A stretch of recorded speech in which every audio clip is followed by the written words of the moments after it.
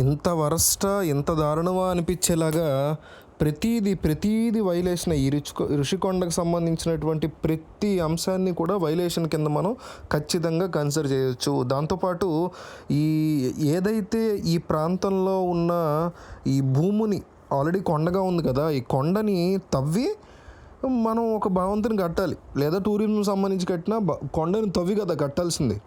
కొండ మీద ఎట్లా కడతాం? కొండ మీద ఉన్నటువంటి గొట్లని క్లీన్ చేసి కట్టుకోవాలి. ఆ కట్టడం కోసం క్లీన్ చేసినప్పుడు పెట్టినటువంటి ఖర్చు ఎన్నో కోట్లు ఉంది.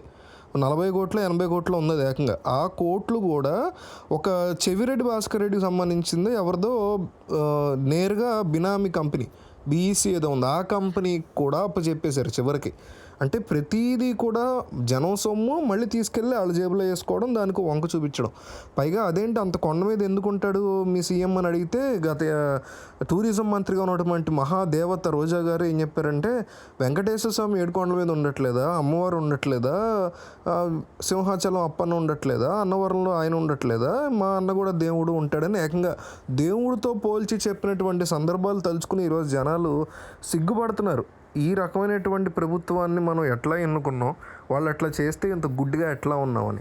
నేరుగా హైకోర్టుకి సంబంధించినటువంటి లాయర్లు కానీ, ప్రతిపక్షానికి సంబంధించిన వాళ్ళు కానీ అక్కడ ఏం జరుగుతుందో లోపలికి వెళ్ళి చూద్దామని ప్రయత్నం చేస్తే కూడా పోలీసులను పెట్టి ఆపేసి పర్మిషన్లు తెచ్చుకోవాలని ఎన్నో వంకలు పెట్టి కోర్టుల్లో మేనేజ్ చేసి దాని వాయిదాల మీద వాయిదాలు వేయించుకుని ఆ భవనాన్ని, ఆయన ఏదైతే భవనం కట్టి అందులో మళ్ళీ గెలిచి ఉండాలనుకున్నారో ఆ భవనంలో ఉండటం కోసం భారీ ఎత్తున ఓ పక్క భవనానికి డబ్బులు, ఓ పక్క దాన్ని క్లీన్ చేయడానికి ఒక కంపెనీ అని చెప్పారు దానికి డబ్బులు, మళ్ళీ ఈ భవనం సంబంధించి కోర్టులో లీగల్గా పోరాటం చేయడం కోసం ప్రతిరోజు ప్రతి పూట కూడా ఆయన పెట్టుకున్నటువంటి లాయర్లకి డబ్బులు.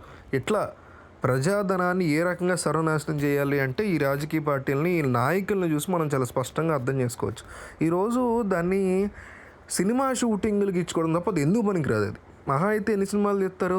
10 సినిమాలు తీస్తారు. ఆ తర్వాత అంతకంటే ఉపయోగం ఉంటుంది ఆ ప్లేస్తో? ఆల్రెడీ తెలిసిపోతుంది కదా అక్కడ తీశారని. సో కొత్త ప్లేసుల్ని, విఎఫ్ఎక్స్ని, సీజీని ఉపయోగించే వాళ్ళు దీన్ని మహా అయితే 10 సినిమాల కంటే ఎక్కువ ఉపయోగించలేం. పోనీ తక్కువ రూమ్లోనే దాన్ని ఏదన్నా ఒక హోటల్ లాగా మారుద్దాం మంచిగా అంటే తక్కువ రూమ్లో ఉన్నాయి. అట్లాగా ఒక మనిషి ఉండడానికి పెట్టుకున్నటువంటి ప్లేస్, సిగ్గు శరం లేకుండా నరేంద్ర మోడీ వస్తారు, రాష్ట్రపతి వస్తారు, అందుకే వాళ్ళు వస్తే వాళ్ళ కోసం అని చెప్పేసి పెట్టామని ఇప్పుడు చెప్పడం ఆ మాట. కోర్టుకి చెప్పడం ఏమో పచ్చి అబద్ధాలు. టూరిజం కోసం కడుతున్నటువంటి బిల్డింగ్ అని పచ్చి అబద్ధాలు అక్కడ చెప్పి ఈరోజు దొరికిపోయిన తర్వాత ఈ మాటలు చెప్పడం ఏమాత్రం. నేను ఇక్కడ వైసీపీని అంటాం కదా, ఈ ప్లేస్లో చంద్రబాబు ఉన్న, మోడీకి సంబంధించిందన్న, పవన్ కళ్యాణ్ సంబంధించిందన్న ఏకి పారేయడం, అందులో ఎటువంటి క్వశ్చన్ లేదు, ఏ రకమైనటువంటి ఆలోచన లేదు. ఇంత హీనంగా నా ప్రజల సొమ్ముని దోచేసి దానికి అబద్ధాలు చెప్పడం ఆ కోర్టులో.